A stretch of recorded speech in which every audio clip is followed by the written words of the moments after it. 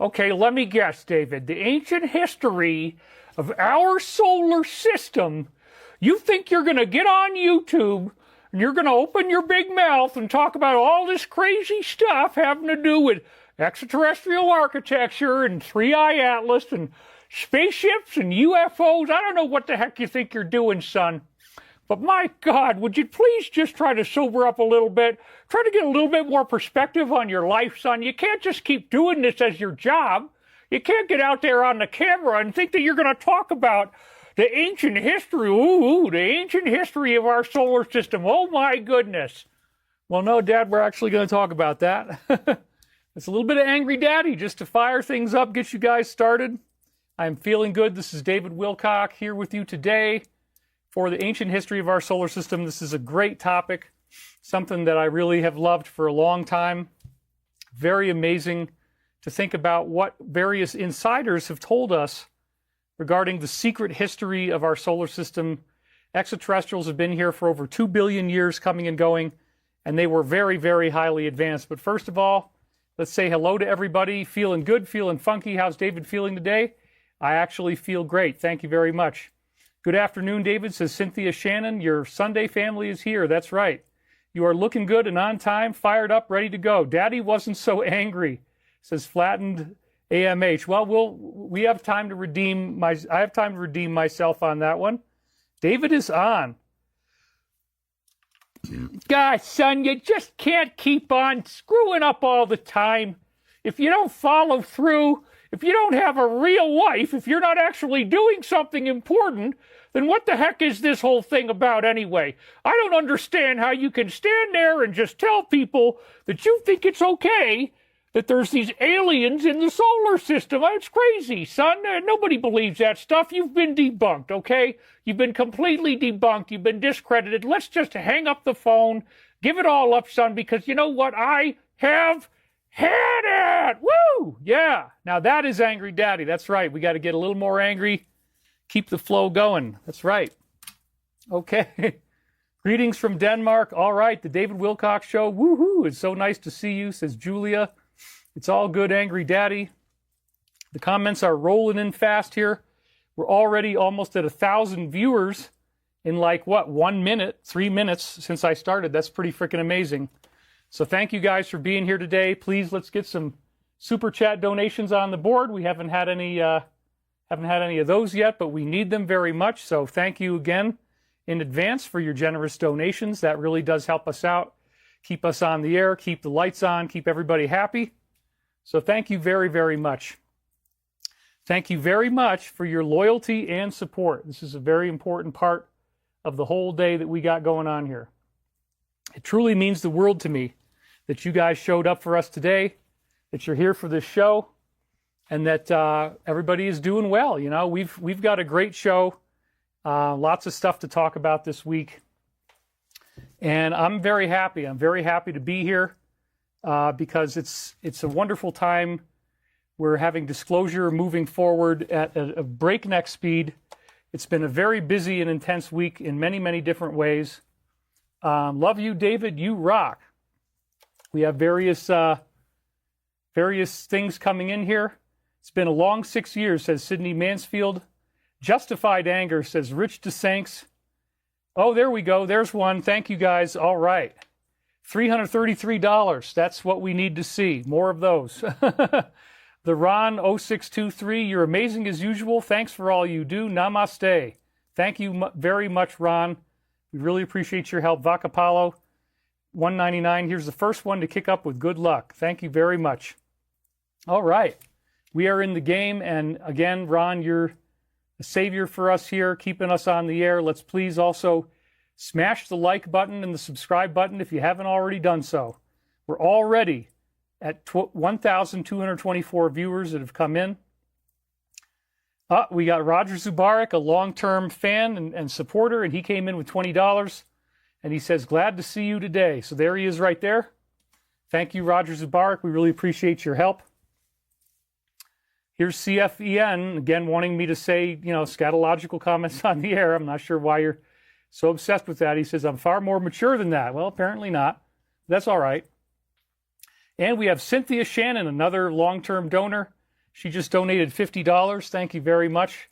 We really appreciate that. I am ready for today's teachings. David, you look great today, not too thin and radiant in your checked roast shirt, says Catherine Tingy. Beverly Adams just donated $10. Thank you very much. Feel like I'm an auctioneer right now. But yeah, we do need them, so it really does help when you guys kick in, and so thank you very much. There's a little bit of Alliance content today. People are asking that. The main story, of course, is this documentary that came out at the same time that Age of Disclosure, the movie, came out. So we're going to be talking about both of those things today, and it's a great time to be alive. How is Monica? I haven't seen Monica in a long time, but that's good because seeing a huge moose is kind of scary, so not really all that excited about finding a huge moose in the yard. Oh, they're still coming in. Kaylin Robinson, happy Sunday Fun Day. He donated $20. Sarita Humot donated £1. Thank you very much for that. Got that right there. And let's just, Fun with CCC says, yay, I finally caught a live. Bacapalo says somebody beat me to it. Do you think Avi Loeb is a good guy or evil elite? Well, I'm not saying he's evil, but I don't also know what the real objective behind all this is. And I've speculated, again, that we're going to talk about some very interesting stuff today. The whole Comet 3i Atlas story is very closely similar to something that Arthur C. Clarke wrote in 1973, a book called Rendezvous with Rama. And we're going to talk about that because I wonder if, just like 2001, that this was a structured thing to get us ready for some future disclosure where they were going to do that. They have to tell you what they're going to do. We're going to talk about that. Little Tiny Joe 1 donated £50. Happy Sunday Fun Day. We got that right there. And Gene's Natural Solutions donated $20. Very happy Thanksgiving to all. Somebody says, I don't believe any of these guys. I love your show, David. Mario Tronto said that. Do you think the NFL games are fixed? Anything is possible. Rendezvous with Rama is over 50 years old, says Sunny Skies, just like me. See how science fiction ends up becoming science fact. That's right. So yeah, it's been an exciting week. Very busy, very intense. There was a short-form video study that came out that really kind of shocked me into an awareness here. Like, you really don't want to be spending a whole lot of time dealing with shorts. It said meta-analysis of almost 100,000 people shows how they are associated with decreased cognition, increasing stress and anxiety. I know this is correlation, not causation, but ask yourself, do you feel great after a session of consuming reels and shorts? So the study was called Feeds, Feelings, and Focus, Systematic Review, Meta-Analysis, Cognitive and Mental Health Correlates of this type of use. And it says right here that you had poor cognition with attention and inhibitory control, the strongest associations. So you lose your inhibitions, you lose your ability to pay attention. Poor mental health, stress and anxiety showing the strongest associations. And I actually dug in and really read this thing. So again, this is the antidote, man. You're here on long-form content. This is the oldie but the goodie. There's less and less of this now. I guess the short-form people are making lots of money, and so they're happy to do tiny little videos, but it's a lot healthier to hold a long-term thought and to hold linear, contiguous ideas like what we're talking about today. So that's good. Centarius just donated $20 right there. Would physical abductions by Greys hinder a wanderer in some way? Are most Greys aligned with a negative Orion influence? Yeah, probably a lot of abductions are coming from some type of negative event. But, that's not necessarily the case with all of them. We don't really know for sure. Linda B813 donated $50. Said, happy holidays, David, and thank you for all you do. Judy Booth donated $20. Yes, happy Thanksgiving to all. God bless. Indeed. Happy Thanksgiving, everybody. This is our time to be with family and to be grateful for what we have, to eat some good food and to have companionship and friendship during the holidays. Let's be so grateful for everything that we have. Clear Choice Realty Group donated. Thank you for being here for us. I look forward to all the amazing content. Light Warrior 5972. Greetings, Brother David. Looking forward to your show today. May the force be with us. We're already up to 1,615 viewers.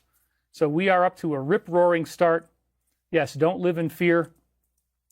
It's hard, when you get into those videos, they can be very addictive at times. But then again, as he says, ask yourself how you feel afterwards. And, we're doing a good thing here. We're doing good work. We're giving you long-form content, keeping your brain healthy, giving you ideas that span out over the course of usually 3 hours.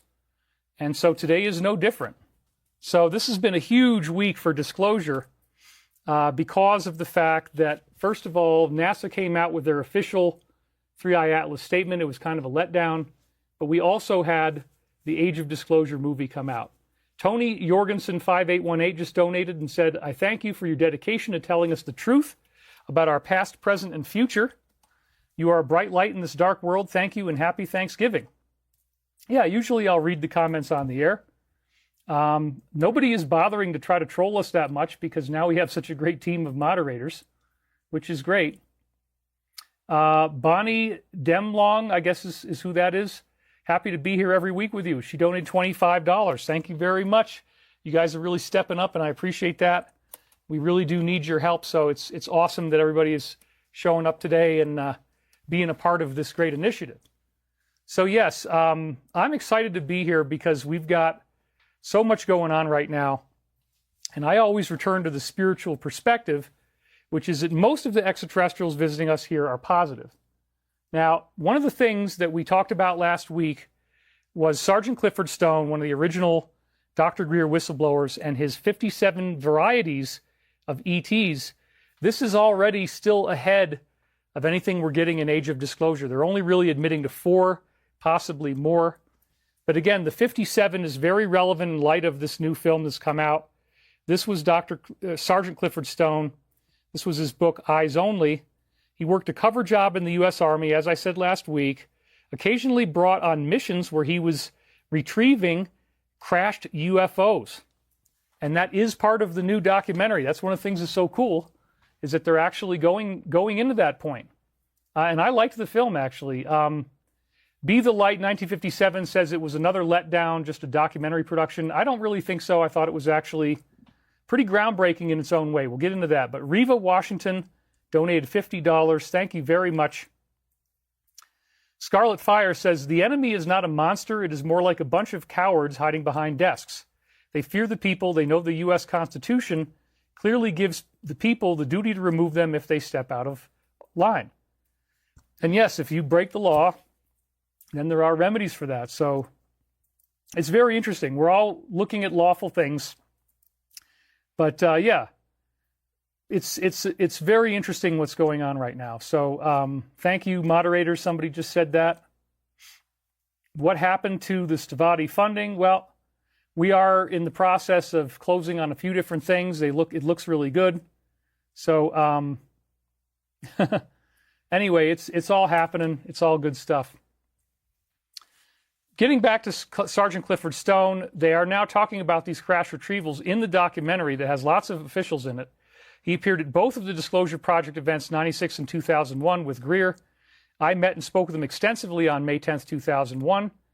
And he had a flip book and a big binder from an Air Force colonel when he went on these assignments. These were classified assignments to retrieve crashed disks. And it described 57 different varieties of extraterrestrial beings visiting the Earth.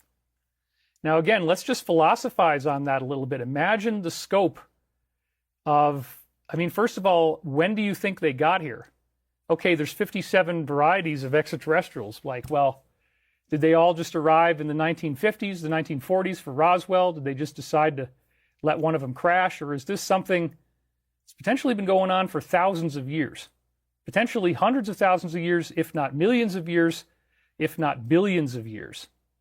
And it turns out that that's the point, what we're going to be saying, that it is actually billions of years that some of these beings have been around. And his data was very, very interesting to look at this. They called it the Heinz 57, similar to the ketchup. There were various types of humans, so they looked human. Some of them were very similar to us in appearance. So you're not talking about a bunch of scary creatures. For the most part, you would have different types of people. And so when they say non-human entities or non-human intelligence, it's like, well, yeah, they're non-human, as in they're not born on Earth, but they are human-like. They're very human-like compared to who we see on Earth today. And that's pretty freaking amazing when you think about it.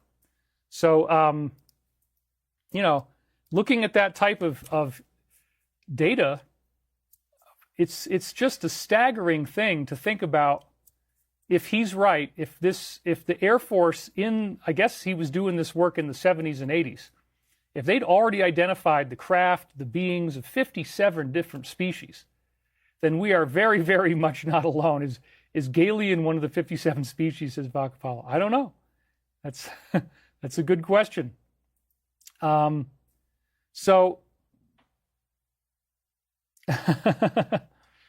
Okay, so anyway, I'm reading some of your comments, but thank you guys all for being here. All these different types of humans were very similar looking for the most part. There was telepathic interaction that would occur with the beings who crashed, and he vividly experienced their pain and their injuries, the fear of their impending death. He actually broke down in tears at the closed executive summary briefing that I was at. That was incredible. Everybody ended up giving him a standing ovation, as it says right here. Or this did not happen at the open May 9th event available on video. It was filmed, unfortunately, never released.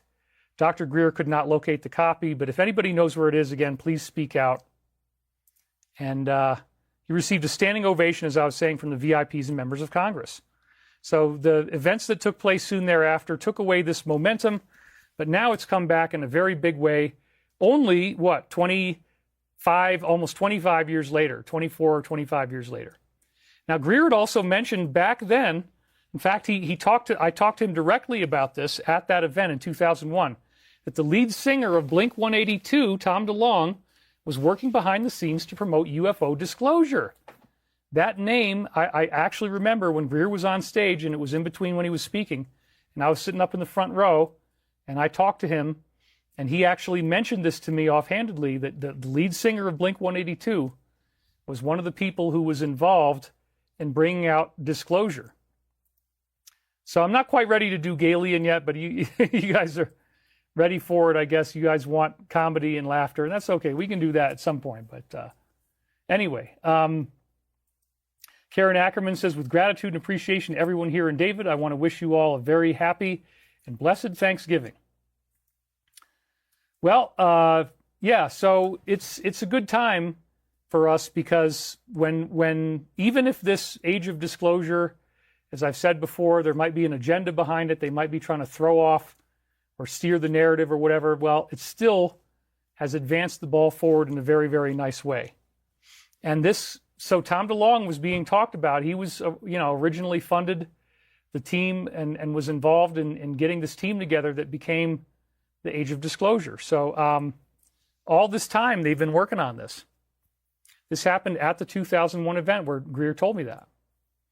And so the plan has been in place for a very long time. The number 57, as I said last week, was immediately provocative to me because it was very close to a very similar number in the Law of One series that had filled in many cracks for me by this point. This was an allegedly extraterrestrial source, which apparently is time traveling, showed up for the Egyptians as the sun god Ra, when in fact it's actually a Christian entity that the Egyptians apparently, you don't really want to be called the sun god, right? But it explains in the Law of One that there is a logos, and that logos, the term logos means word, and this is what Jesus said when he had ascended, that he was the logos. I am the logos. That means I am the word. That's in the book of John at the beginning.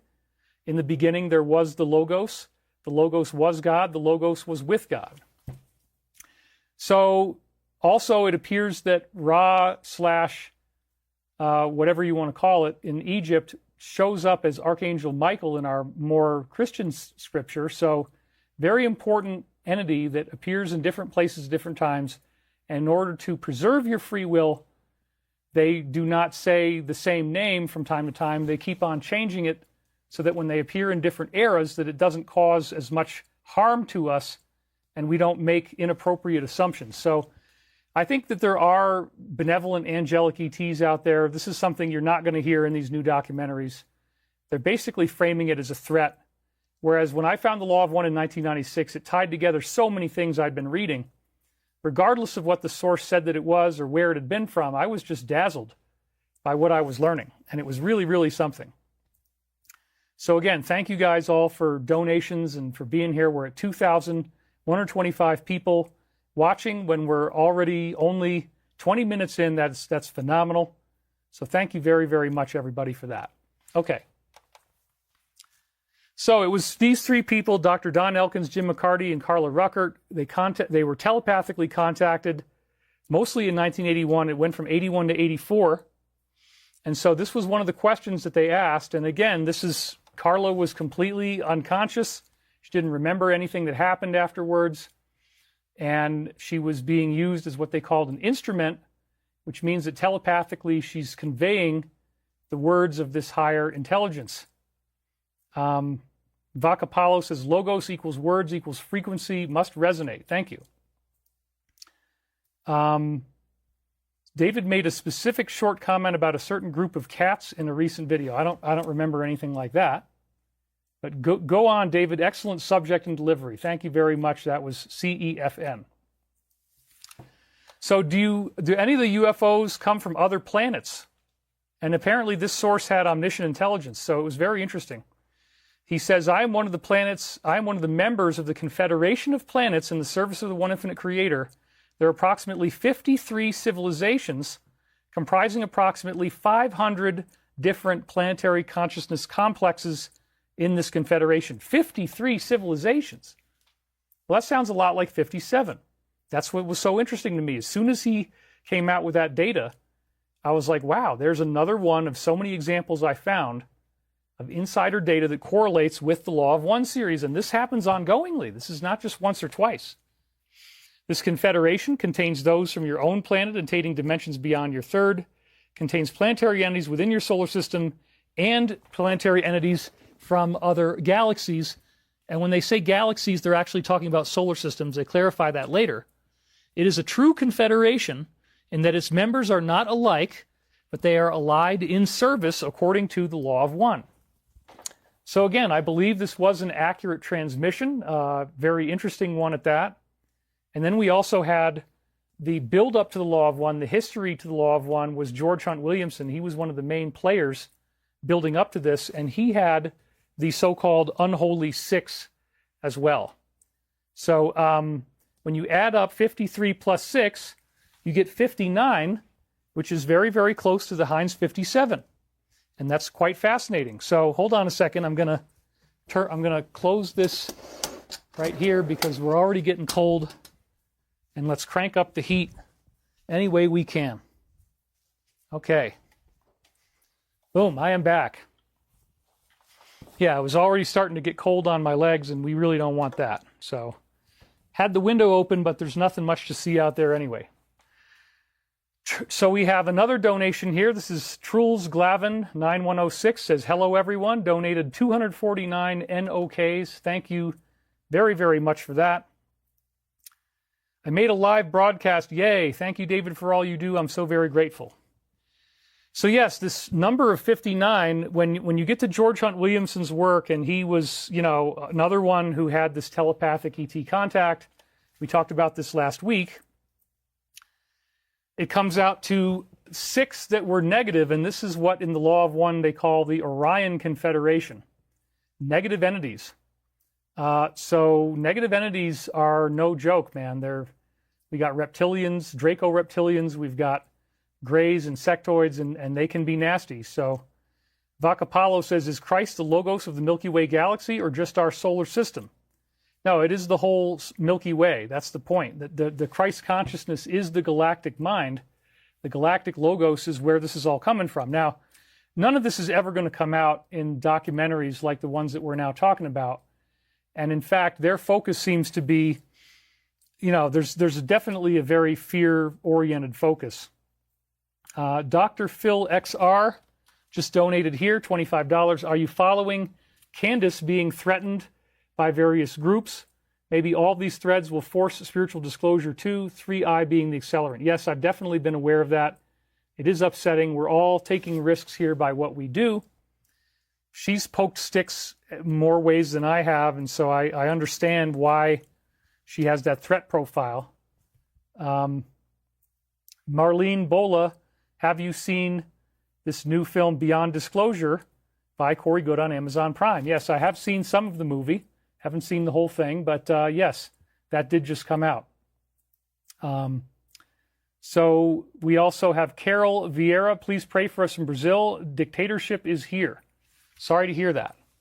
But anyway, yeah, so lots of good things are going on, and we're having a good time as much as possible. Thank you, Midnight Mark, for your moderation work. She is over the target, says Marina Doctor. So yeah, we're all moving forward the way that we can, and this is a good thing. So 59 groups is very close to the Heinz 57. And that, to me, was one of the interesting things that linked together Law of One with, what else we see. So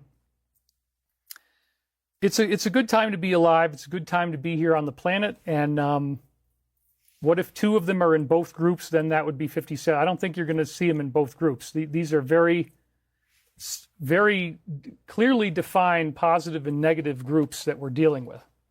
So the Confederation is a benevolent organization. The 53 they spoke about in Law of One, I would consider to be angelic in nature, and they're actually involved in managing and transferring planetary populations.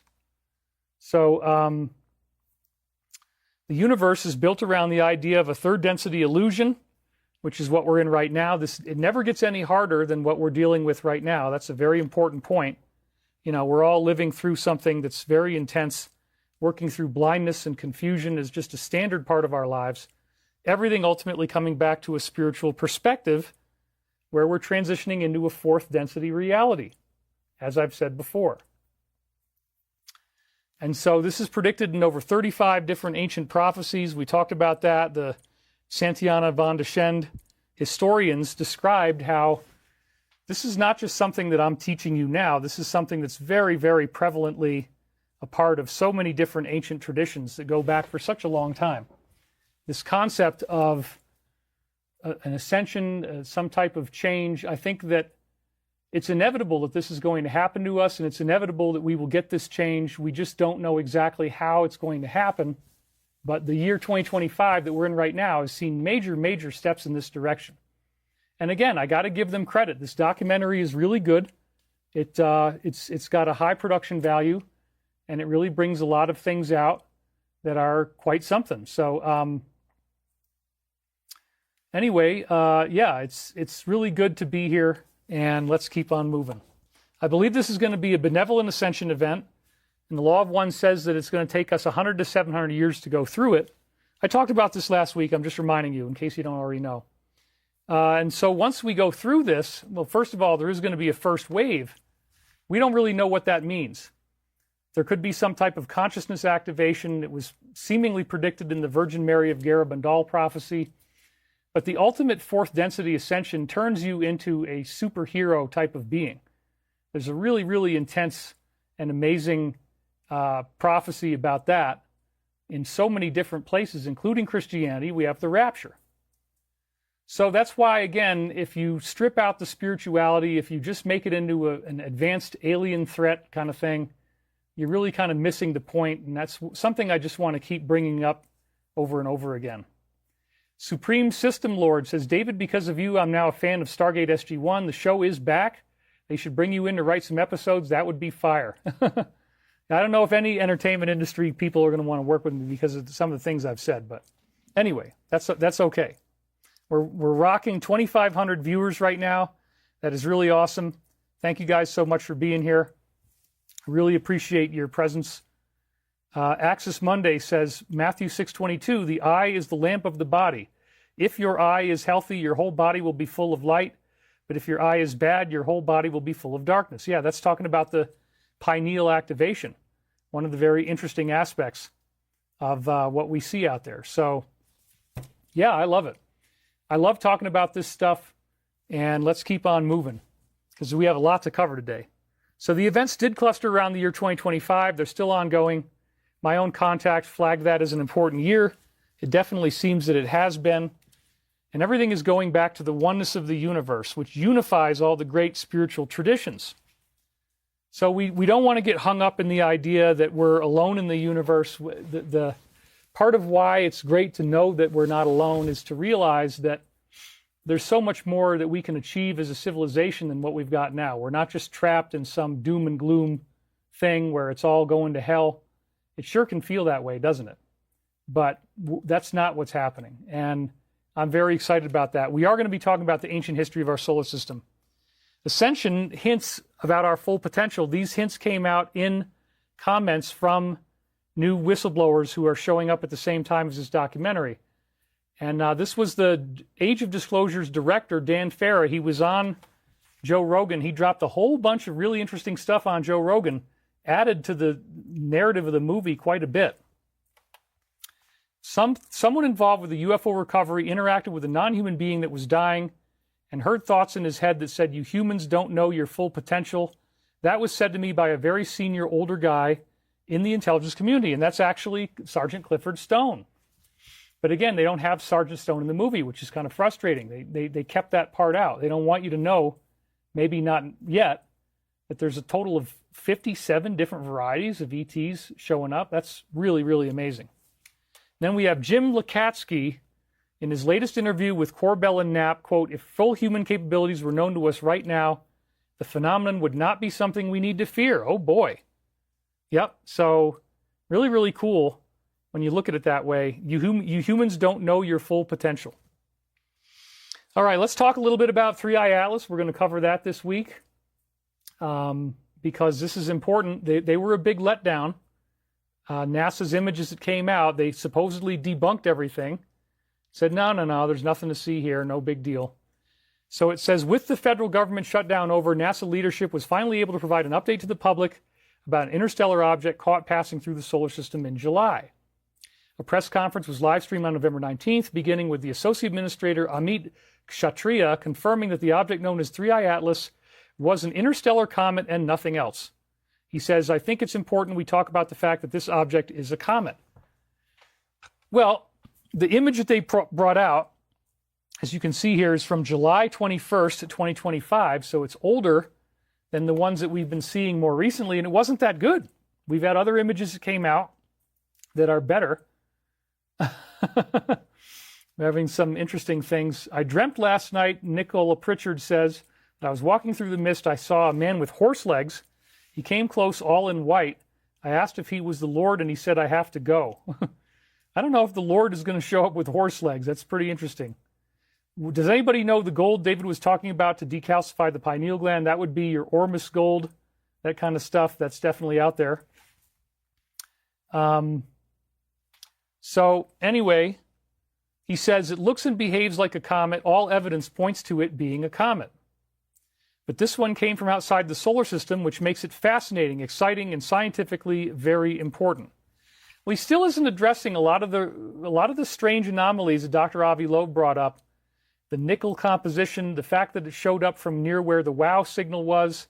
It appears to be cylindrical in shape based on their calculations. It's coming in very, very close to the planets, very, very close to the ecliptic plane. That seems to defy logical coincidence. So, I'm still open-minded about what this thing might actually be.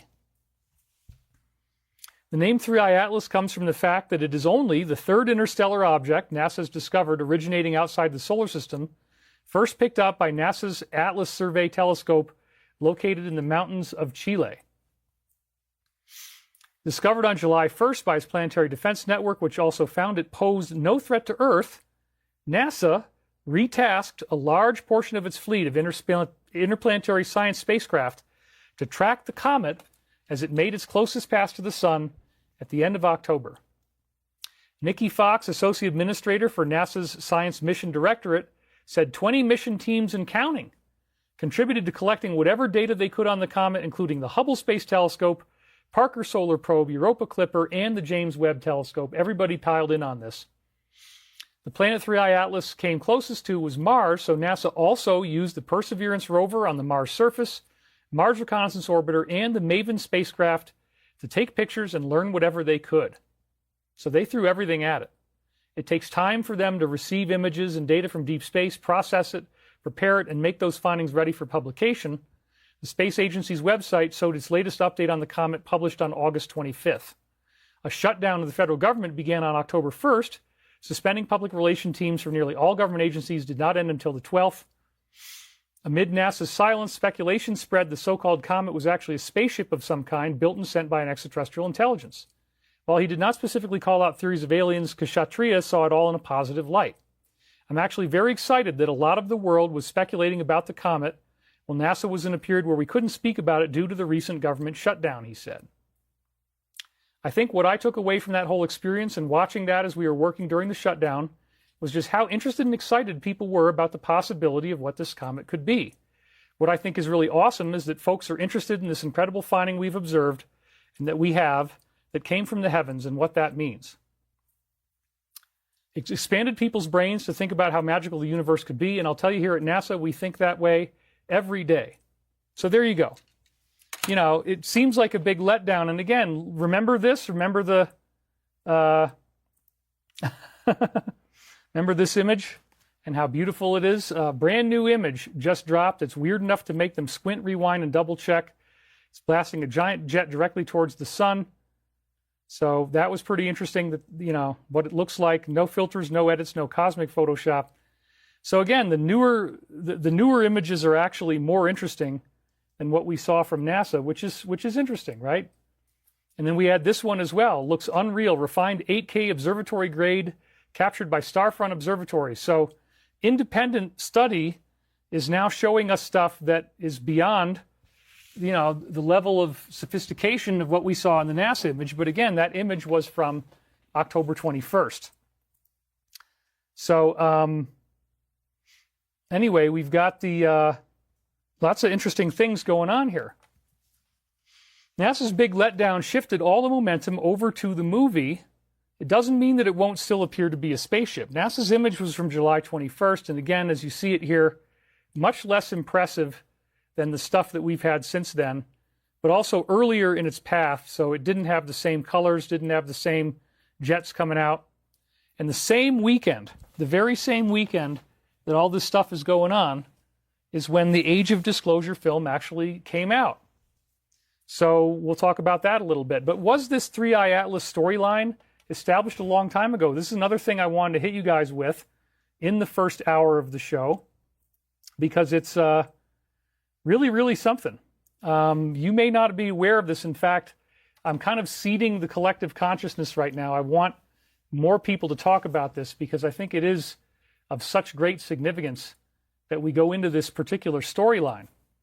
So Arthur C. Clarke was the one who wrote this book that you're going to hear about in a minute. The rules mean they have to tell you what they're doing. Now, what are the rules? Well, my insiders told me that there is negativity in this occult group that is secretly behind the scenes, right? We've all heard about that, various names that have been given for it, and that they are trying to create a negative agenda. They're actually working with negative beings. So those unholy six would be part of their allegiance, part of who they're actually collaborating with in a variety of ways. And so those negative beings feed on misery, fear, pain. They feed on our sadness. They feed on negativity. And yes, they do acknowledge in the Age of Disclosure film, when you're watching it in the beginning, they talk about that there's this so-called Collins elite in the Republican denomination for the most part. And it's basically like Christians, but they're saying that these people believe that the UFO phenomenon is demonic or satanic or something like that. And yeah, some of the data, when you actually encounter the data, it does come across that way. There are those upsetting and frightening aspects of it. Again, getting back to the concept of beings who actually look like evil reptilians, you know, the evil reptilian thing. I'm trying to get my hair to look just about as perfect as could be. Evil reptilians are definitely part of the story, man. And in fact, Dr. Jim Davis, who's one of the witnesses in this Age of Disclosure film, described the 4 different major types that he was aware of, and he did say that one of them was reptilian. So that's part of the official disclosure now that we're getting in this movie, that reptilians do exist. And again, they are trying to absorb negative energy from the planet. If they can create misery, if they can create fear, and they can create war and death and all this kind of stuff, then they can use that as their food.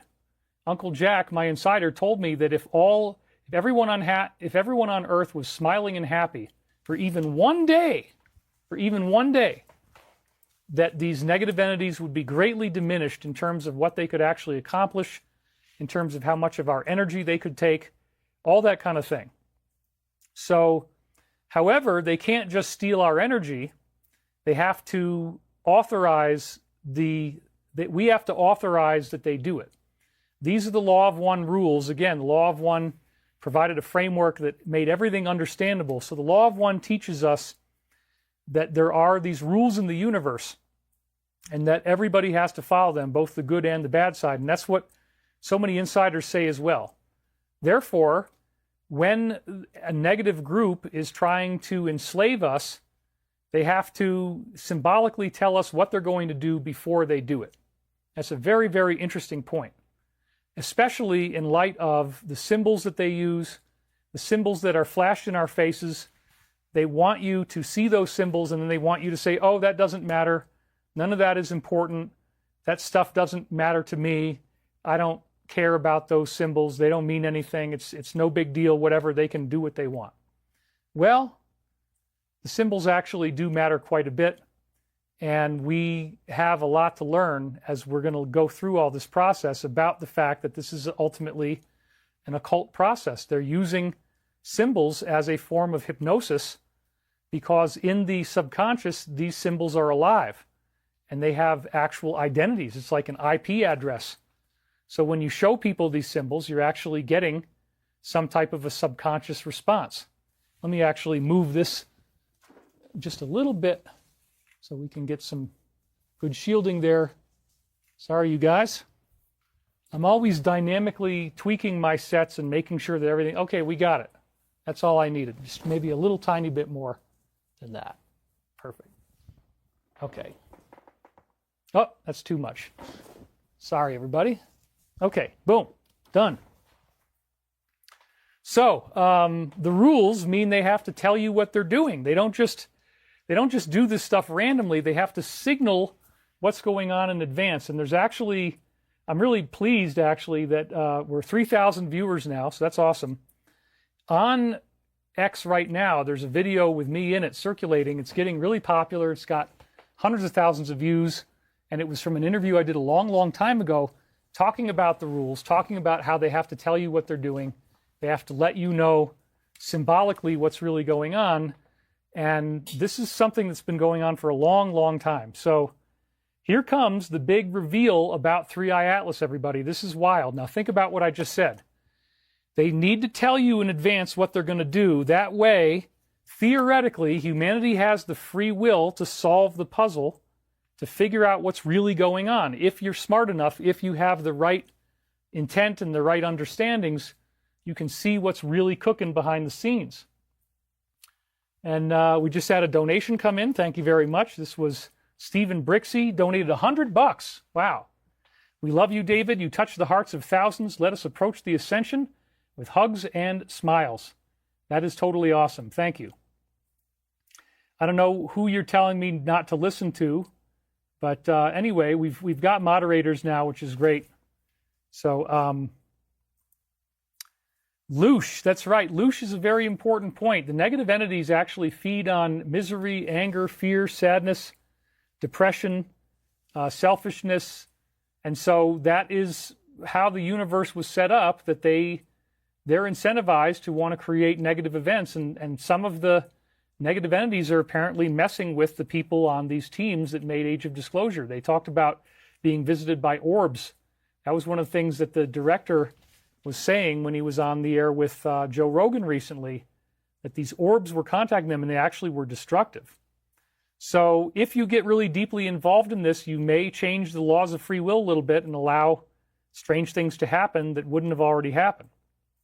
Anyway, the rules mean they have to tell you what they're doing.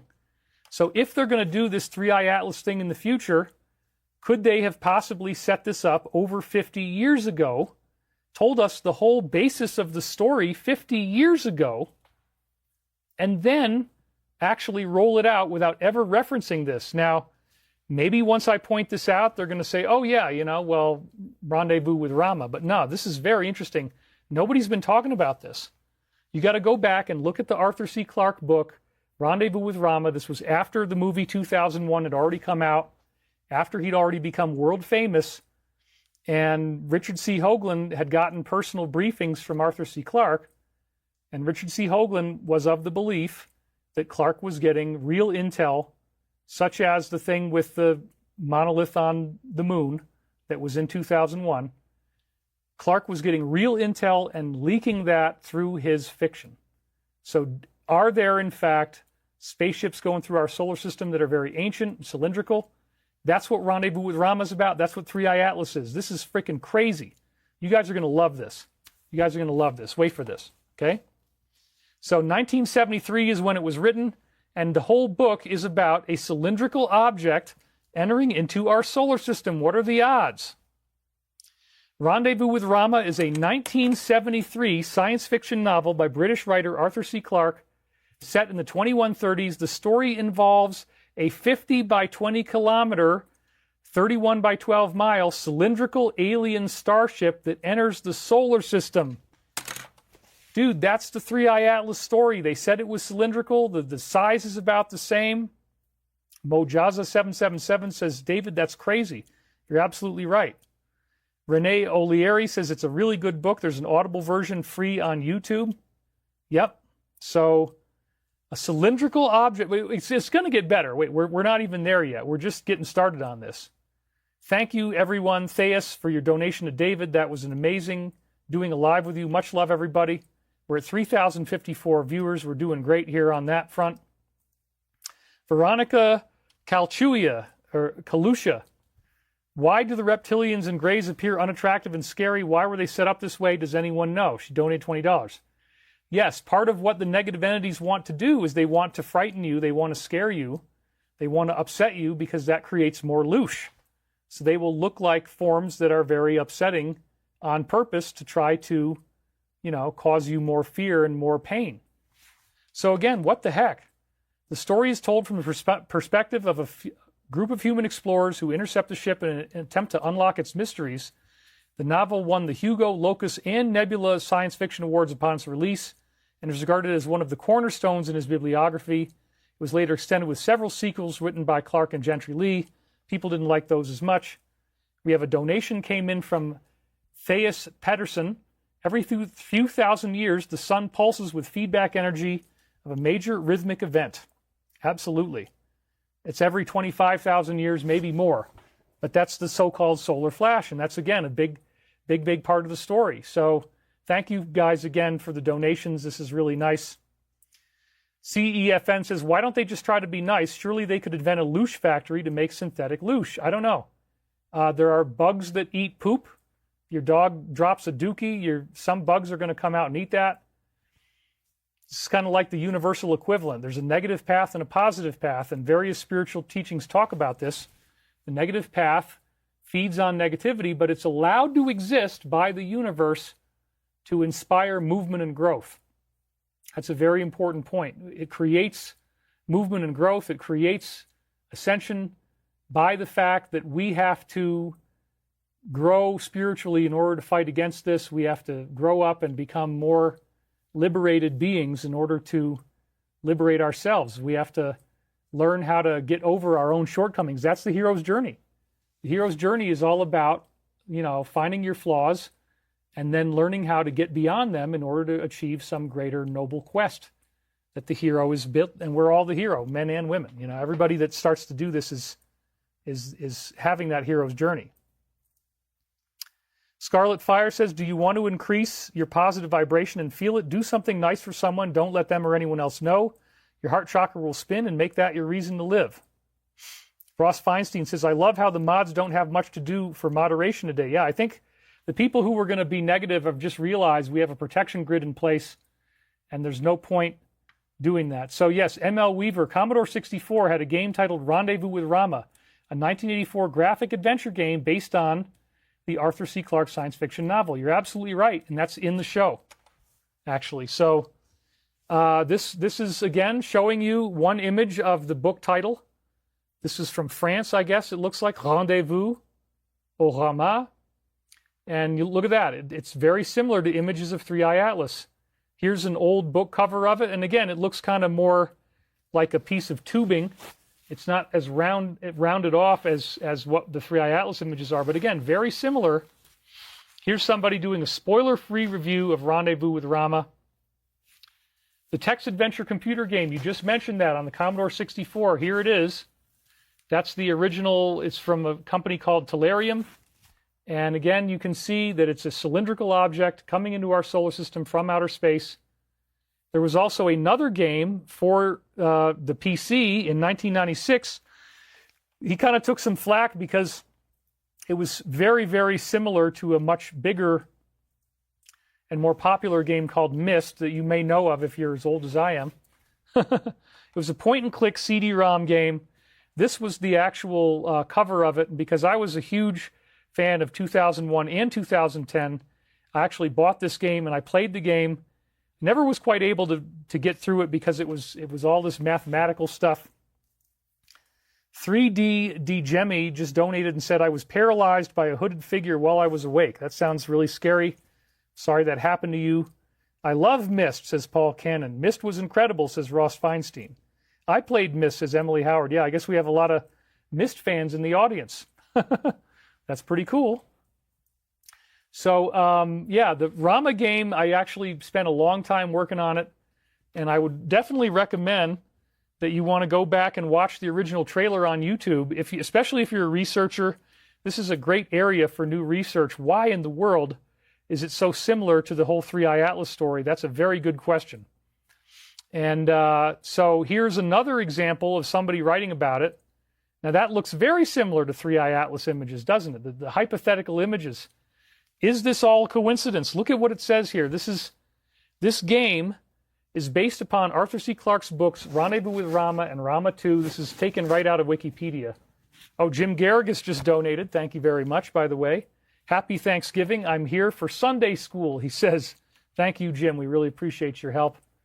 And we are doing really great here. We're already almost at $1,000 of donations for the day. That's wonderful.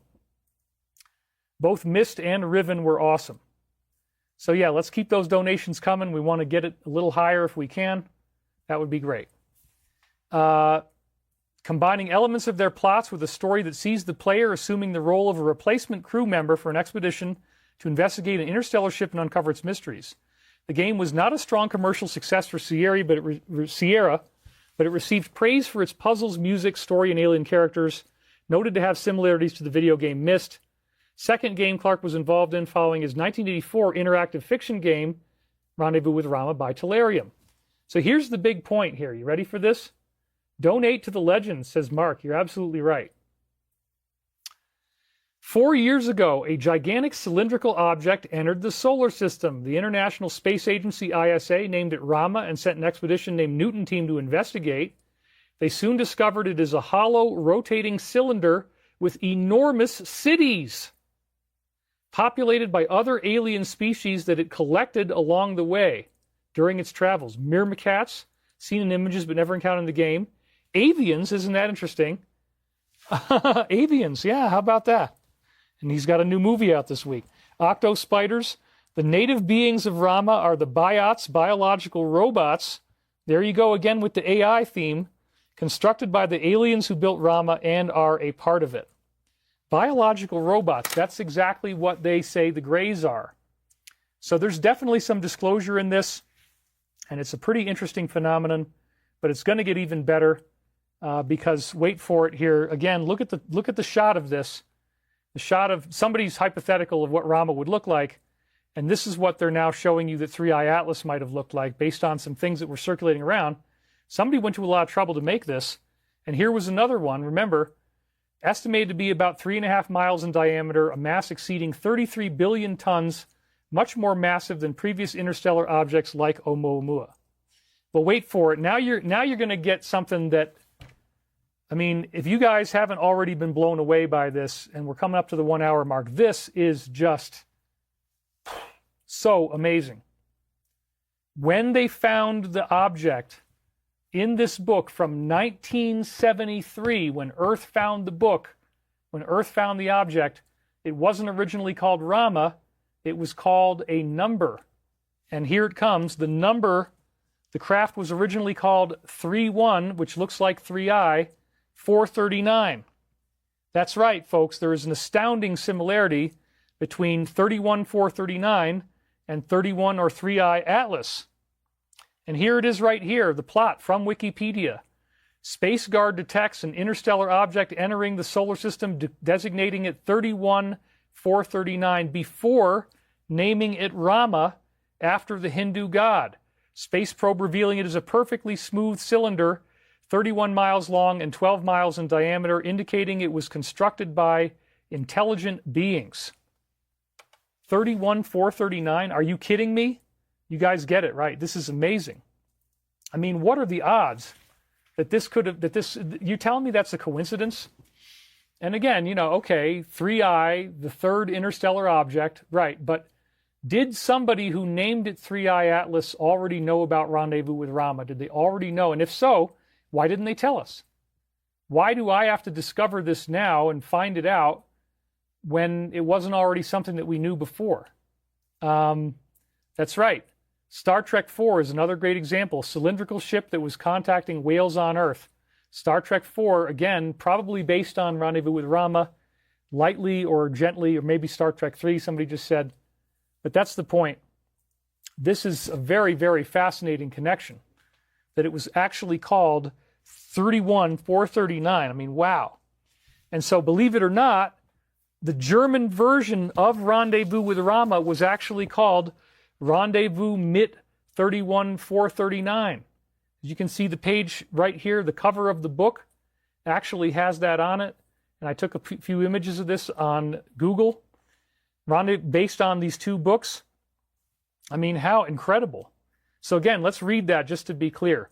An asteroid strikes Italy in 2077. So it starts out with this idea of asteroids hitting the Earth, doom and gloom type of stuff. And again, this 3I Atlas has been framed as a threat. It's been framed as something that could hurt us. It's pretty freaking wild, isn't it? So then in 2077, we get hit by an asteroid, and they create the Space Guard system to track potentially hazardous objects in space.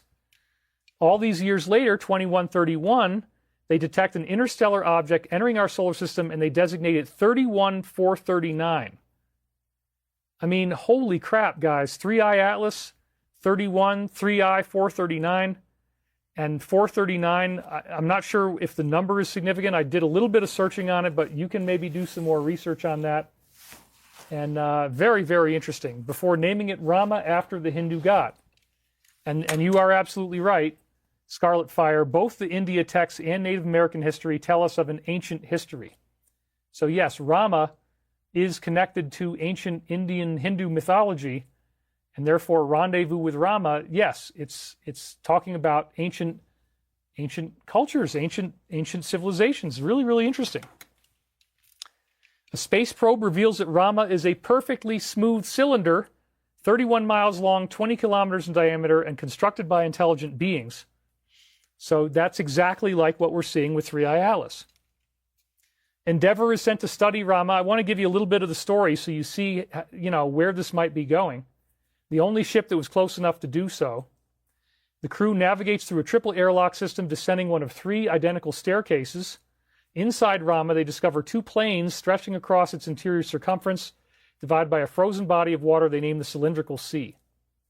They identify several city-sized clusters of geometric structures, which they name after major cities on Earth. The United Planets follows their progress closely. Scientists are assembled to form a Rama committee, considering theories and advising Commander Norton.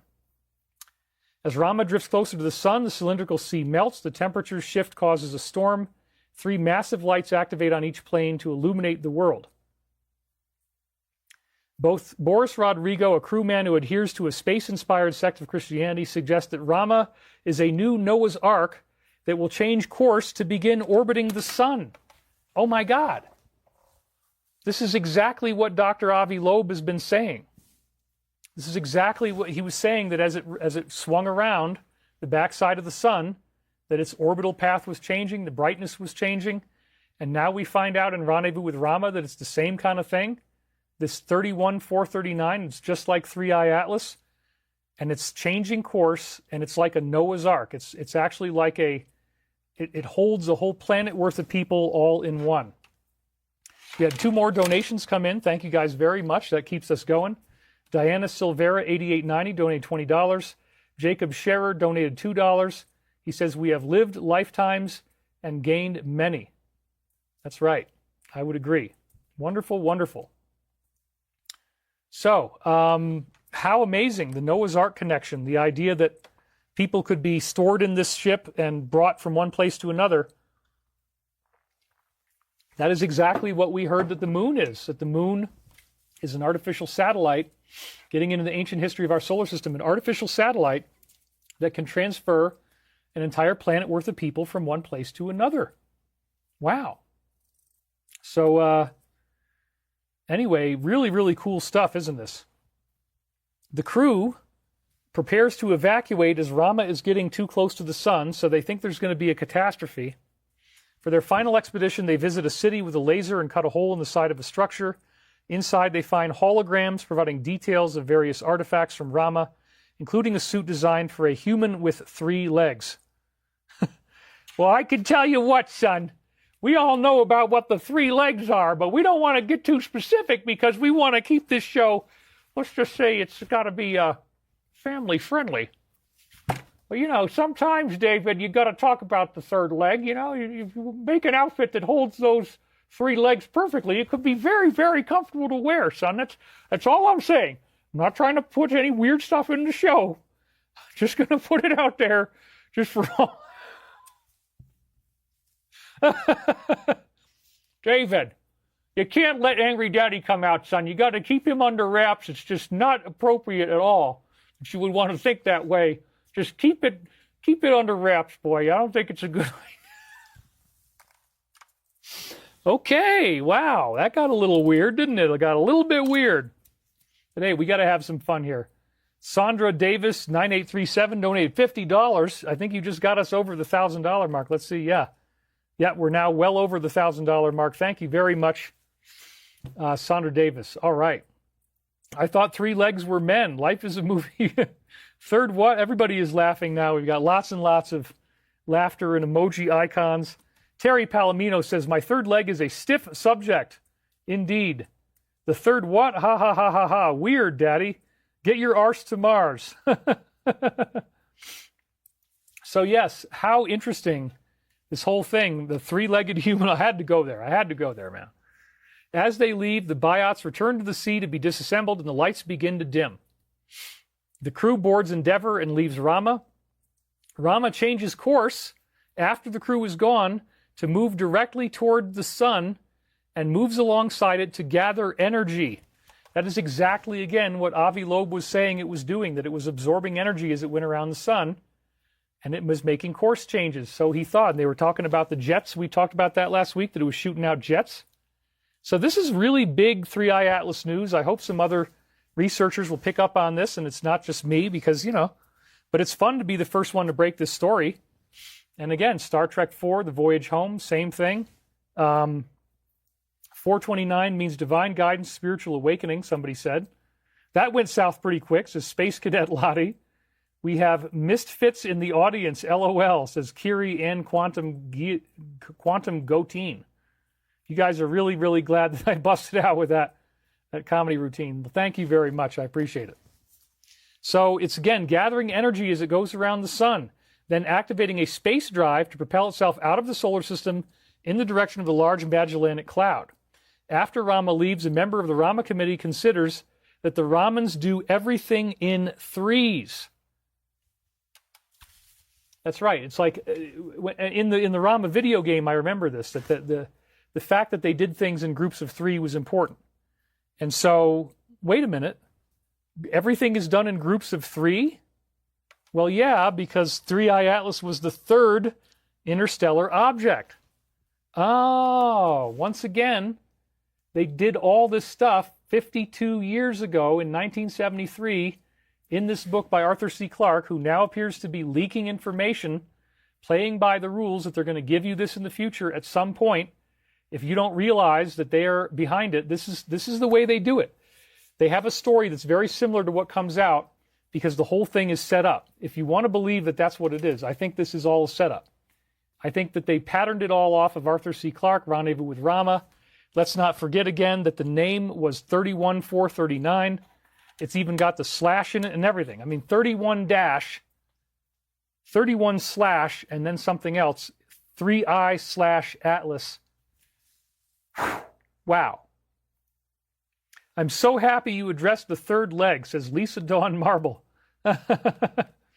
Is 52 years the cycle of the Mayan dream spell calendar? That's right. It absolutely was and is.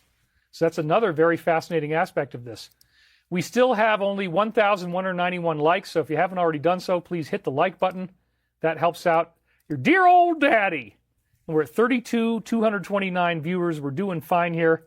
It's a beautiful crowd. Thank you guys for being here today. I really appreciate it. Is all of this a coincidence? You mean to tell me Rendezvous with 3I439, let's just call it an I for now, because it could look like that too. It's the same character. I mean, that's the thing. 31, the 1 and the I look the same. It's unbelievable. It's unbelievable. So, and here's another copy of a German book, Rendezvous mit 31439 with the slash. Here's another example of it, and here's another example of it. These are all for sale right now. So was Arthur C. Clarke being fed a narrative for future use? Well, we know there are artifacts on the moon. We've seen NASA photographs of those. Why did 2001 come out all the way back in 1969 in the era of the hippie times with artifacts on the moon? The same thing. Again, this is a scene from 2001 on the moon where they have this secret government thing. Nobody ever hears about it on Earth, where they're investigating this monolith. They dig it out, and once it gets hit by the sunlight, it gives out this screeching beacon that ultimately reaches out to, in the book it was Saturn, in the movie 2010 it became Jupiter. 2010, the movie, just blew me away, because the entire planet Jupiter gets swallowed up by monoliths and it explodes and becomes a new sun. And then there's a new solar system, and it says at the end, all these worlds are yours except Europa. Use them together, use them in peace. And I'm getting chills just thinking about that, how amazing that was. That whole movie was so amazing. But I also read the Arthur C. Clarke book, 2010, and in the book they said, well, the new sun had to be named Lucifer. Well, I don't know. That really kind of threw me for a loop when I was in 5th grade, 6th grade era reading that book, and it had to be called Lucifer. That's strange, isn't it? Well, you know where that's going. We don't have to, you know, there's symbolism. They got to tell you what they're doing. They hide it out in the open. So Rendezvous with Rama, 31439 with a slash in the middle, that just freaking blew me away, dude. I just can't tell you. So again, he's got the artifacts on the moon. Very, very fascinating. By the way, to his credit, Dr. Greer is downplaying this narrative, although somebody said he was too I saw somebody in the comment didn't like how negative he was. But this is what he posted recently. The 3I Atlas narrative is a psyop to create fear and to prepare people for a hoaxed alien threat, like his whistleblower, Carol Rosin, said in 2001. The radio frequencies coming from the comet are actually natural. They all give it off. Listen to his full podcast about 3I Atlas and much more. Link in the bio. So there you go. And again, let's not forget that all the way back at the disclosure event in 2001, to me personally, he mentioned Tom DeLonge. He mentioned, and it was very secret. I mean, he kind of alluded to it, and I think at one point he did say somebody from the band Blink-182. But then to me, he actually said Tom DeLonge. And so these plans are not new. These plans take place over a very long period of time. And it's weird that the 3I Atlas narrative is like the Arthur C. Clarke novel. It's the same shape. It's very similar name. Like, wow, how did all this happen? It's because they are planning out, like Carol Rosin said. I mean, Werner von Braun knew about this apparently back in, I don't know, like the 1970s, that they might run out of time in the negative group, and that they have these plans in place on what they are going to do if that were to happen. So Arthur C. Clarke's Rendezvous with Rama was probably written because they assigned this to him so that in the future they could actually have a mock blue beam type fake alien invasion and base it on this idea of a craft like Rama. 31439. Melody Love donated, and thank you very much for that. Celebrating your first super chat on a live stream. I hit this on YouTube TV and my phone. This show must be watched again, says Sammy Brown 84. I really am honored that you said that. Thank you very, very much. Greer also states Betty and Barney Hill incident was not amateurs, but was a military abduction. I disagree with him on that. That was Rebecca Fanning. So yeah, this is a really, really cool thing that we're seeing, all these pieces coming together. The plan has been in the works for a very long time. And again, Greer's witness, Dr. Carol Rosen, said that Wernher von Braun, the head of NASA that came over from Germany after World War II, said this was their final card. And so sure enough, they might have been setting this up for over 52 frickin' years, a full 52-year cycle between 3I Atlas and 3I 439 or 31439. Unbelievable. And I actually put a dash there. I should have put a slash in 31439. So again, NASA's debunking was a big letdown, but it all gave us momentum towards this new documentary that's now come out, which does, again, promote a fear-based narrative that these are all threats. There is no discussion of them being angelic. There's no discussion that these beings show up in the Bible. There's flying saucers in the Bible, both the Old Testament and the New Testament, actually. There's no discussion about all the different religious traditions that were inspired by celestial types of contacts. Remember, I was on Ancient Aliens, and we were not allowed to talk about aliens being angels. That was just, they said, if you say that, you're going to get cut. Now, I'm not accusing them of anything bad. They said that note came from the network. The company involved was not responsible for that. But again, they really don't want you making this connection in general. And you got to ask yourself why. You know, what is the real reason here for why we're not told the truth about angelic extraterrestrials, about positive beings? And is it because power groups on Earth don't want to feel threatened? They want to feel like they're in control. They want to feel like they're the ones that are ruling over us. And that's something that, really want to look at. Why are they going with this? So it could be also that Arthur C. Clarke's rendezvous with Rama was based upon stuff that they actually did find. So another theory that I have is, hey, maybe there are ships like Rama or 31439 out there. Maybe they did actually grab one of them and tow it out there with a celestial anti-gravity tow truck, steer it into position, drive it into our solar system to get this thing going. Maybe that's true. Maybe Avi Loeb, maybe all this stuff about 3I Atlas is not going to be a letdown. Right now it feels that way. But again, NASA's image is so, there's no detail of any real significance where we're getting closer to this and could see its structure any nearer than stuff that I already showed you. So we don't really know what it's going to look like as it gets closer. And it might still be that it turns out to be a spaceship. Because again, I was told about the hoaxed spaceship plan all the way back in 2010 that they were going to send this in and it would be something that would shock everybody. So it could very well be that these spaceships do exist, that they're out there, and that's part of the ancient history of our solar system. They never mention the Alliance in any of these shows, of course not, because they're working against this group.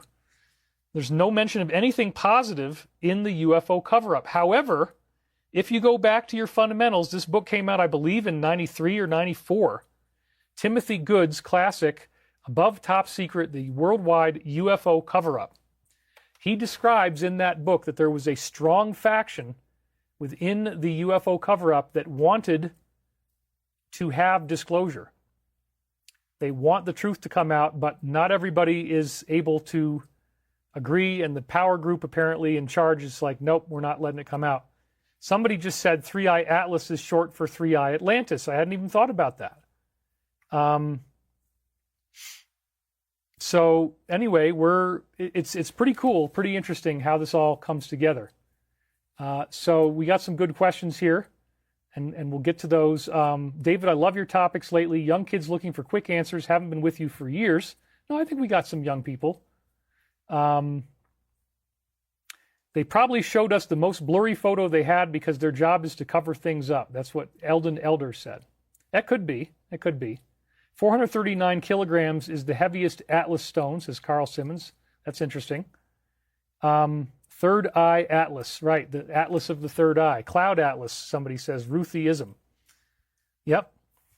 So, in this book, he does say that some of the groups that are working with these guys in the UFO cover-up, that they did want disclosure. You never hear about that in this film. No discussion of angelic or benevolent ETs. So we do want to watch this story carefully because disclosure could be used to distract attention from them. Just like Werner von Braun said, just like Dr. Greer is saying, they're trying to come out with this. They're trying to steer the information. They only tell you certain things. They only give you little bits of information that add up to the narrative that they want. And again, that's their job. I don't hate them. I'm not angry at them about this. I'm just saying that this appears to be the way that they're trying to ensure that they have control over the narrative. They want to maintain that control, maintain that vigilance over the narrative. It's a very important part of the story. We're now getting higher up there in views. We're a little after the 1 hour mark. We're at almost 3,500 views. Thank you for being here. So I'm gonna be honest, folks. I have to admit, Age of Disclosure is an excellent movie. And I do want to apologize to everybody involved, the director and so on, Dan, for implying that it was boring in my post. It is definitely not boring. Once I watched it, I was genuinely impressed. Even if they are working an agenda here, which I do feel, and the director may not know that, by the way.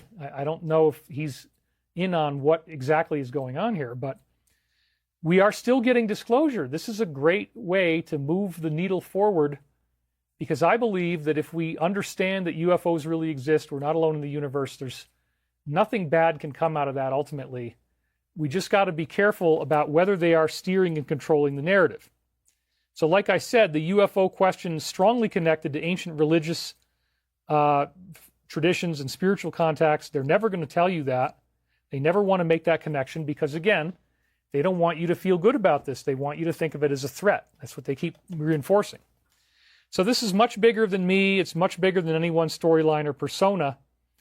And I just want to make that clear that, even if somebody doesn't like my work or thinks I've been discredited or whatever, there's a greater intrinsic truth to the UFO phenomenon that does have a lot of positivity in it. And you hear people like Representative Anna Paulina Luna saying that, Representative Tim Burchett, he's saying that Tucker Carlson, he's been talking about that.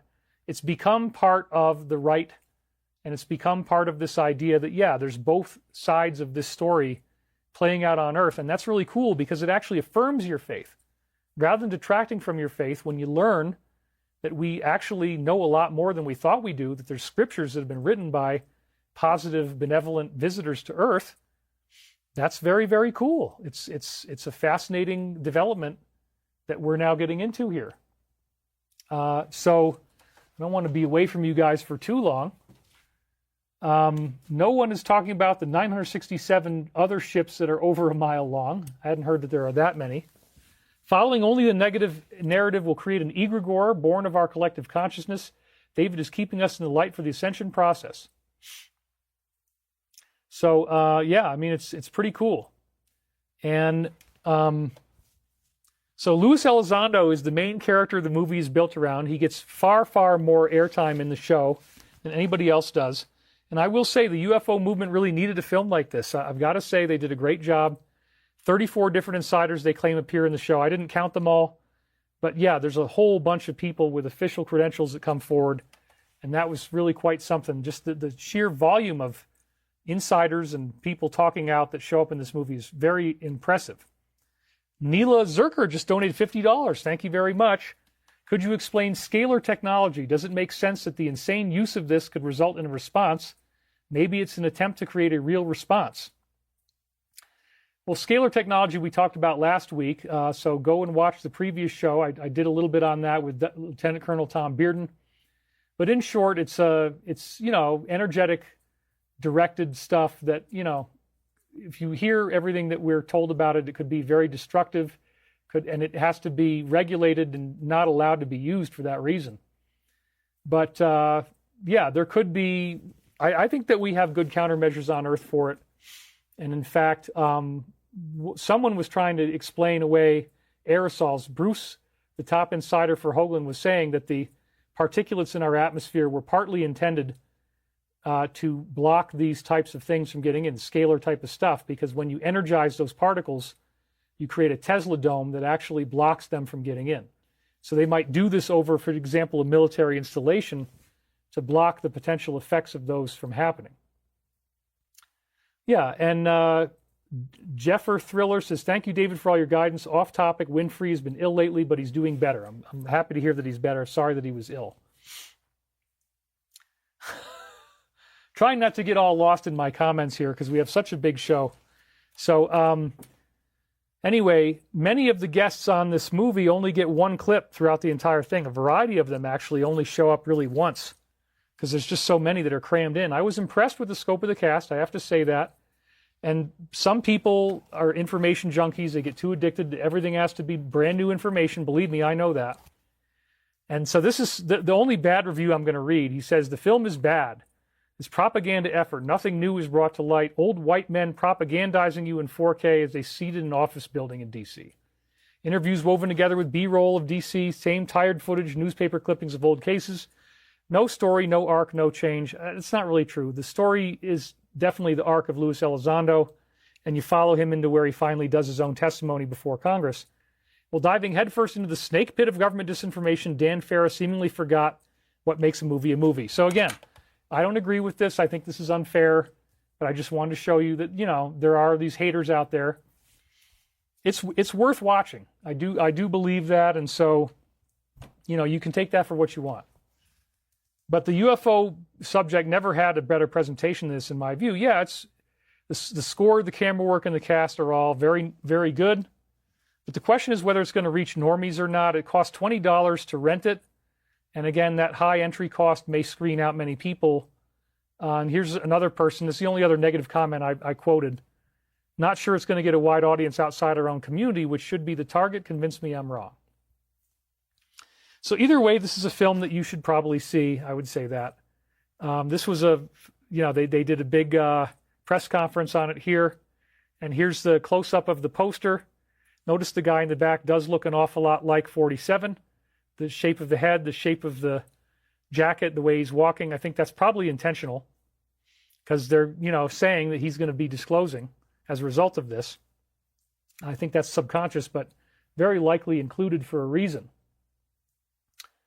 And so it didn't really have any new information. Okay, that's true, but it's a great summary. I'm kind of surprised that I'm defending them, but honestly, it's a really good piece of creative work. And I just have to be honest with that. Aaron Green, I bet Joe Rogan is a big fan of yours, but he's not allowed to say so. I bet he's watching this now. Joe, you should have David on your show. That would be the best. I doubt that's ever going to happen. But, the rules and whatever, probably not going to happen. Marina Doctor says, nope, I'm not going to watch it. I'm not lining their pockets. Well, okay.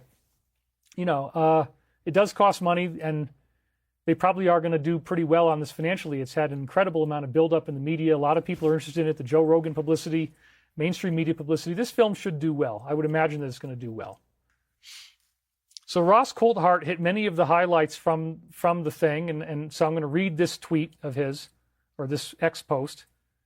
Former Chief of Air and Space Warfare Jay Stratton, I've seen with my own eyes non-human craft and non-human beings. That was pretty exciting, having somebody say that. In fact, these quotes represent some of the most exciting moments of the whole movie. And he kind of summarized all of them, which is really handy. James Clapper, the former Director of National Intelligence. He said there was an active program when I was in the Air Force to track anomalous activities we couldn't otherwise explain, many of them connected with ranges like Area 51. Wow. And he was the Chief of Air Force Intelligence before becoming the Director of the DIA. So that was Air Force. There you go. The Defense Secretary, Department of Defense, Chris Miller. Some intelligence official decided that I, the Acting Secretary of Defense, did not have a need to know about UAPs. Wow. Now, Dr. Eric Davis, he's the one who actually came out and said he's an astrophysicist, part of the ATIP program. And he said there was 4 different types of major beings, and he talks about grays, reptilians, Nordics, and I forget what the other one was.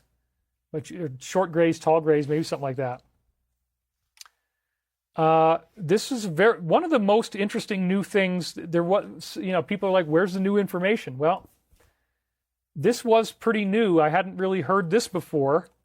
that George Herbert Walker Bush, the former president, when he became the CIA director, he later found out that there were a number of crash retrievals of UFOs that had taken place since the mid-1940s, and this was told to Dr. Davis in private communication. One event took place at Holloman Air Force Base in 1964. That book that I showed you, Above Top Secret by Timothy Good, discusses this very event and describes these beings that had like black eyes and a weird headdress on, and they had a very pronounced, prominent nose, which is unlike what we usually see with extraterrestrials. It's a different type of species of some kind. Ed Creeder, David, are you still planning a conference? $50 donation. Maybe in the future. Thank you for the donation, by the way. We're not doing one right now. Rob of Broccoli, I went to 4 lectures on crystal and sound healing. You just donated. Thank you for opening our minds to the infinite mind. Absolutely. 3 UAPs approached the Air Force Base. 1 landed, a non-human entity boarded, and interacted with uniformed Air Force and civilian CIA personnel. But when he wanted more information, he did not have a need to know. That, to me, was probably one of the most unique new things we got in the movie. And then Jay Stratton is saying that the Roswell was boot heel shaped, broke into 2 pieces, and had what looked like hieroglyphics on it, and it was all sent to Wright-Patterson Air Force Base, where they had the best reverse engineers. So there you go, all the way back in 1947, and now we find out about the hieroglyphics. This was pretty cool. And in ATIP, Elizondo says that we learned that Roswell was real. The hieroglyphs were like runes or glyphs actually on the craft itself, and as Dr. Eric Davis says, 4 non-human bodies were recovered from Roswell. And we have Brett Feddersen, the former director of aviation security. I can say through my experience, we are absolutely not alone in this universe. The biggest thing that concerns me is national security, the unknown, the fact that this technology does stuff that we can't do. And if we can't figure out what it is or what it wants or what it's being used for, it keeps me up at night in the idea that we're behind the power curve. And then former pilot James Cobb from the Air Force. They're talking about how there was an unknown object that he was tracking. Everybody was scrambled in fighter jets all up and down the East Coast, but nobody could intercept it. They could not have air sovereignty. So then Ross says, the ball is now firmly in the president's court. Will he be cowed by national security, or will he expose what is the best evidence yet? And the reality of this group that has a contempt for accountability and the public's right to know. Well, we don't know yet. We don't know what he's going to do. But both Democrats and Republicans are saying this is real. It's turning our nuclear weapons on and off, along with Russia's, but not to protect us from ourselves. Well, that's where I would disagree. And they do show you some pretty cool images of like this monolith-looking thing that was doing it, by the way. It's like a big slab just levitating in the air. That's pretty freaking awesome, actually, when you're thinking about it. I actually had a dream about that, the monolith type of thing that they show. That was another thing that was cool. I hadn't heard about the monoliths before, but they do talk about them powering down nuclear missile installations, again, making it sound like it's really scary. That's the way it always is framed. There's more than one species of unknown origin. They've seen the bodies. Legacy program hidden away from congressional oversight. Defense contractors hiding it. Air Forces recovering them. The blankety-blank science division is a part of what's going on. The energy output is greater than our combined daily energy consumption. They talk about that. Cold War-style arms race between countries to reverse engineer this technology. A lot more about the theories of the physics, the space-time bubble. They go way into that. And the government killing their own citizens without due process. It's very much worth watching. So yes, the missile installation thing was very important. But one of the things that really jumped out at me, that most people are not talking about, is this so-called legacy program. This is their name for the group that is covering up the truth. And so it's some aspect of the military-industrial complex that's very deeply involved. And I, again, have had contact with multiple legacy program insiders, knowledge that is completely sealed off from the elected government. And so that's where I'm synergizing a lot of this information from. The documentary, however, does not identify the same agencies that I heard. So these are just notes that I wrote down. They mentioned the idea that ETs could be proto-humans who have been with the Earth all along. This was from Hal Puthoff, Dr. Hal Puthoff. Or that they might be time travelers. Then at 43 minutes, they say the legacy program did not want ATIP doing their work, did not want transparency, setting them up as if they're the villain. And then it said that blankety-blank U.S. Air Force Department of Energy and major defense contractors are the legacy program. Well, I definitely heard that it goes beyond that. You know, the National Reconnaissance Office apparently is involved. The NSA in various ways is involved. So they don't mention certain things. They do mention other things. And it's weird that they also tie it back into the one with the C at the beginning, because several of the people that were involved in this project have that connection. So I don't think that the legacy program data on that is, it might be as true as they know it to be. And the defense contractors, yes. Department of Energy, sure, I'll believe that. Air Force, absolutely. But, you know, everything here has to be taken with a grain of salt in terms of the specifics. And they say the DOE has its own security classification system apart from the Defense Department or the intelligence community. So, yeah, as I just said, many of the people that were on that team when he was putting it together over the years, beginning in 2015, were also from this group. So why are they calling themselves the bad guys? It's weird, right? He said a number of different species have been recovered at the 46-hour, 25-minute mark. Bodies and craft have been found, not all at the same time. That's pretty shocking to see that come out. Roswell could be like a gift from an advanced civilization to help us out technologically, like an IQ test. He mentions that. Then they also mentioned something else that was kind of new.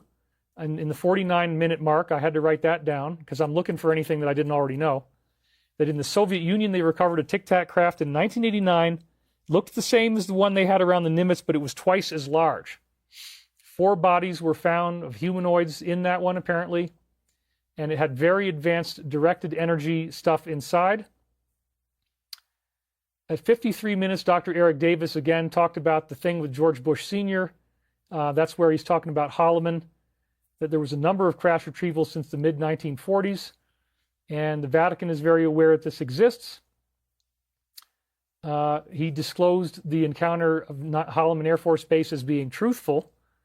3 UAPs approached, non-human entity debarked the craft, interacted with them, and he was told he was not on need to know anything more. We already had that one in there. And so here again, the alliance in this form of the general, notice they don't even want to mention the name of the documentary. They don't want to give him any publicity. All they just say, according to a new documentary. President George H.W. Bush reportedly told them in 1964 that this had happened at Holloman Air Force Base, this ET contact. So Roswell had hieroglyphics on it. That's where that shows up. And that was another one that, again, Ross Coulthard grabbed, was one of the new things I had heard. And then this was another strange thing that they talk about that I hadn't already heard before. 1 hour, 4 minutes, 17 seconds. George W. Bush's ranch in Stevensville, Texas, had UFO activity over the ranch. They scrambled F-16s. We cannot tell you what we saw. This is what he was telling to the witness, because the Air Force Office of Special Intelligence had us sign NDAs and we're not allowed to talk. Where have we heard that before? That happens over and over again. So then, you know, some of the people on X were coming out with some other stuff that was new. It kind of added more to the Holloman story. It said here there is real footage, 8 seconds of real footage of a UFO. It's only the beginning of the UFO landing. But again, apparently there was footage of the whole thing. And somebody kept 8 seconds of it in documentary. You watch it in the clip, it's like, no big deal. But anyway, that was actually pretty cool. This is some art from the thing. Those are what the craft apparently actually looked like when they landed. And so this is the actual interview in that video. I saw footage of 3 disc-shaped craft. One of the craft landed, the other 2 went away. He said, why did it land? The host did. It appeared to be in trouble because it oscillated all the way down to the ground, but it did land on 3 pods. Sliding door opened, a ramp was extended, and out came 3 aliens. He laughs and says, what did they look like? Well, they were human-sized. They had an odd gray complexion and a pronounced nose. They wore tight-fitting jumpsuits and thin headdresses that appeared to be communication devices. In their hands, they held a translator, I was told. The Holloman base commander and other Air Force officers went out to meet them. You actually saw these aliens on the film, he says? Yes. So, they say that due to space-time distortions, you get the size of a football stadium inside something that's actually small. I had heard that before. They also say that there's a huge amount of energy they're using per unit of time, and then specifically said the propulsion performance characteristics imply that they have 1,100 billion watts of power, which is more than 100 times the daily power generation of the entire United States of America. So director Dan Farah disclosed even more when he was on Joe Rogan. This is the one thing I want to say here. Defense contractors, multiple branches of government are sitting on this since the 1940s. Dozens of them, some successfully reverse engineered, China and Russia doing the same. Beverly Adams donated and said, my hubby and I have organized many conferences, seminars, and workshops. If you ever want help organizing an in-person event, hit us up. Thank you, Beverly, very much. We better get on to the ancient history of our solar system here pretty soon, but let's do one more of these. And that was Dan Farah tells Joe Rogan that non-human intelligence reverse technology has been successful enough to travel through the solar system. It wouldn't be revealed even in a world war unless we had a nuclear confrontation. He says, very credible sources told me some of the UAP activity in space specifically is reverse engineered technology. What was implied to me was traveling through the solar system. That's not in the movie, by the way, so that's bigger than what was in the movie. That same person said to me, by the way, that their belief is the legacy program would not be pulling out their technology even to stop a world war. They wouldn't use those cards until moments before a nuclear war situation. Wow. Again, framing them very negatively, whereas I believe the alliance comes out of this group and they're doing a lot for us. So again, some of the UAP activity in space specifically is reverse engineered technology. So there have been a proliferation of great posts about the movie. I'll just give you a couple highlights here before we jump into the next thing. David Grush has popped up again and said he has firsthand exposure to non-human sentient beings. Their motives aren't all peaceful. He actually had firsthand exposure to photographs of it. That's what I believe he was saying. So this is a little bit misleading. He also claims the president is fully briefed and may eventually speak out. This story isn't slowing down. So I'm showing you a lot of interesting stuff is happening. Here was another one where they're saying U.S. has recovered multiple crashed vehicles, biological remains, 80-year cover-up, unacknowledged black programs the president can't touch, whistleblowers threatened, careers ended, some fear for their lives, secret arms race worse than the atomic bomb, with a rush between U.S., Russia, and China to reverse engineer technology. We talked about the Soviet crash. This isn't leaks or blurry footage. This is the most credentialed chorus of insiders ever assembled, all saying the same thing. We are not alone. We never were. The cover-up is collapsing right now. So there you go. All right. And so that's Stratton. He's one of the guys in the movie. He shows up a lot. It's on CNN. And that multiple people have seen non-human beings. They gave similar reports to Close Encounters. Jay Stratton saw with his own eyes non-human craft and non-human beings. That was the guy we just saw the picture of. Some of the things, some situations we can't talk about, some he can. And I know he intends to talk about those in the very near future. So this is really building up to something very exciting. And want to jump ahead a little bit here because we have a bunch of stuff to cover. But they do actually mention something negative. This is worth bringing up right now. The wildest part of Dan Farah on Joe Rogan's discussion wasn't even in the film. Orbs entering homes of investigators, interacting with family, and one kid apparently covered in bruises after a close encounter. Orbs aren't just appearing, they're affecting people and leaving physical marks. This is not observation, it's interaction. The conversation just dropped. Link in the comments. So again, they're putting out this kind of negative fear stuff. That's a very, very big part of what I think is going on here. They want you to be afraid. I'm encouraging you not to be. But anyway, there you have it. People were afraid of being killed when they were talking about being in UFO crash recovery missions. We can probably guess who at least one of them is because he did come out before. And a lot of people were speaking about it very positively, people calling for official disclosure. There's no way that Rubio, National Security Advisor to the President, could say what he did in this film and not be subsequently questioned by the media. The administration must disclose. This is getting old. And again, the director says, I think a sitting president has to step to the microphone and say we are not alone in the universe. So they're really pushing him, trying to get him going and make him say that this is true. We've recovered technology of non-human origin, so have other nations. There's a high-stakes race to reverse engineer it. Well, let's go beyond that narrative. Let's jump into the next level of where this is all taking us, and that is, again, the secret history of our solar system. So I didn't know how many of these slides I would be able to do. But, this could be, actually, as we're going to see right here, a watershed moment for disclosure. It's very exciting. So even though there is a misleading aspect to this that we've talked about before, and they don't talk about the spiritual component, it's very exciting. But what I want to do is let's go beyond just the same old stuff and let's get into new information. That's really what I like the most. And again, Censored Again just donated $5. Thank you very much. And again, if you can donate to us, we're doing really well here. We're up to about $1,200 so far. There is a split going on, so I don't get all of that, but it does definitely help. So thank you very much, everybody. Joe Moreno says, David, I've got to say, watching you stay locked in and keeping the show going the way you're doing is genuinely inspiring. I respect you. Thank you, Joe Moreno. This is what I do, man. This is my job.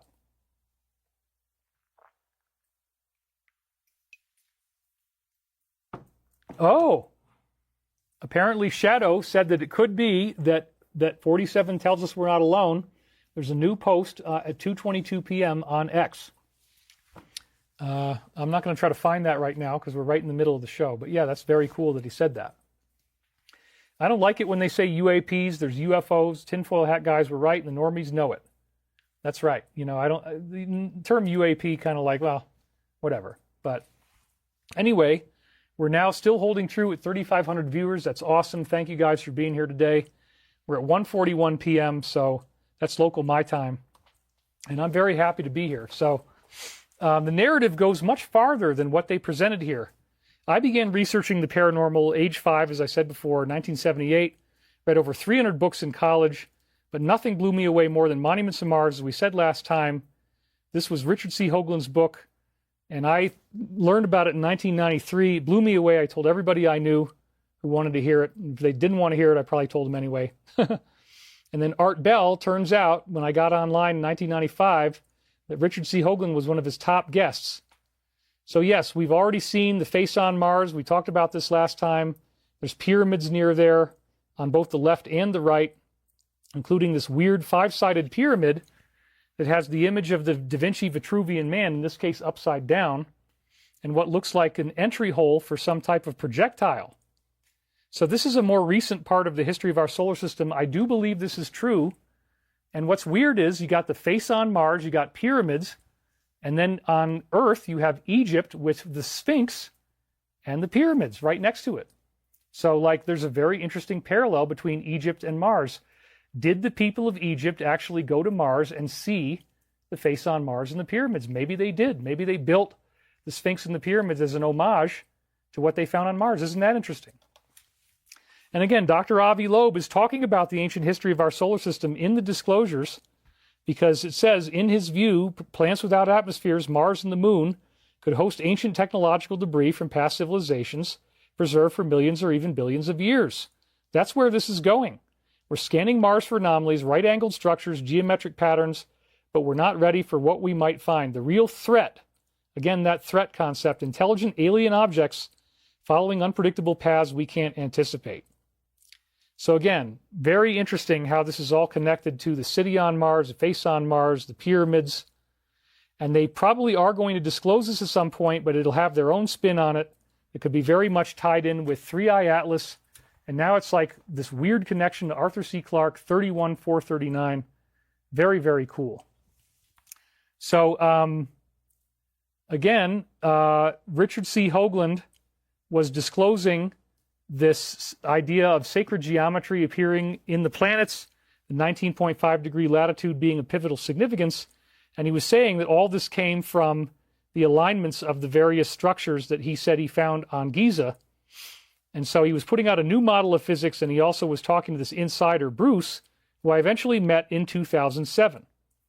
And Bruce disclosed that we have a cosmic history of our solar system. And so many of the things that I'm going to share with you now came from Bruce. He was giving me a fascinating and robust story, which I first heard about in 2014. So we're going to start in the ancient past and then bring it forward here.